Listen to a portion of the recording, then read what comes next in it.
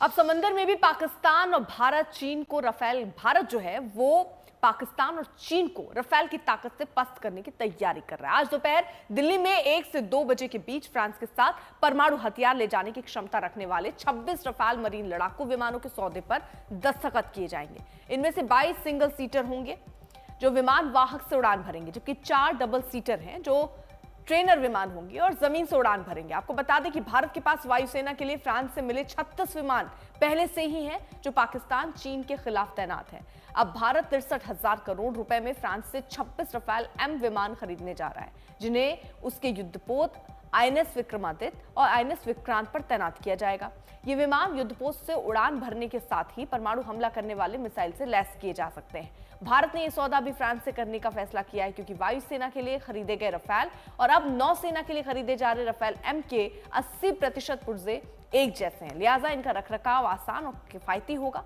Rafale के marine लड़ाकू विमानों की सप्लाई 37 महीने के भीतर शुरू हो जाएगी, यानी मई 2028 तक विमान मिलने शुरू हो जाएंगे और 31-32 तक सभी 26 लड़ाकू जेट भारत के पास आ जाएंगे।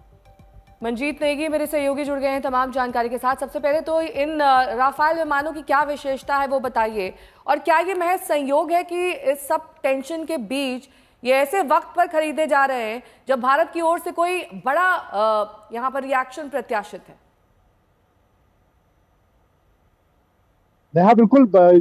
जब न सिर्फ देश बल्कि पूरी दुनिया इस बात को देख रही है कि भारत का अगला सैन्य कदम क्या होगा पाकिस्तान में बैठे आतंकियों के खिलाफ, और इस वक्त अब थोड़ी देर के बाद भारतीय नौसेना के रफाल मरीन जो वर्जन है वो खरीदने का सौदा होगा, जिसमें फ्रांस के जो एम्बेसडर हैं इंडिया में वो और रक्षा सचिव के बीच करार हो जाएगा। इससे पहले हमने देखा कि भारतीय वायुसेना के लिए 36 रफाल विमान खरीदे गए थे, और अब 4.5 जनरेशन का इसको विमान माना जाता है, जो कि इस वक्त दुनिया में सबसे बेहतरीन जो 4.5 जनरेशन के विमान है वो।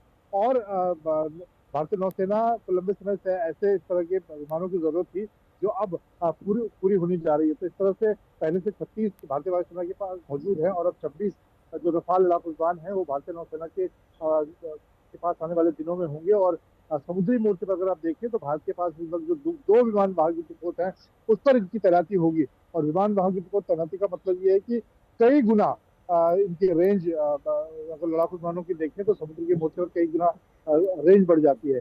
और इस वक्त क्योंकि लगातार भारत जमीन से लेकर आसमान और नौसेना के मोर्चे पर भी पाकिस्तान में आतंकियों के खिलाफ जो कार्रवाई होनी है, सैन्य कार्रवाई, उस पर भारत के पास सभी विकल्प मौजूद हैं। तीनों सेना अपनी अलग अलग तैयारियां कर रही हैं।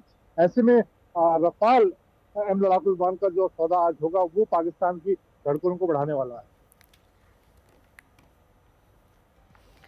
तो फिलहाल अब भारत की ताकत किस तरह बढ़ रही है वो भी हमने देखा।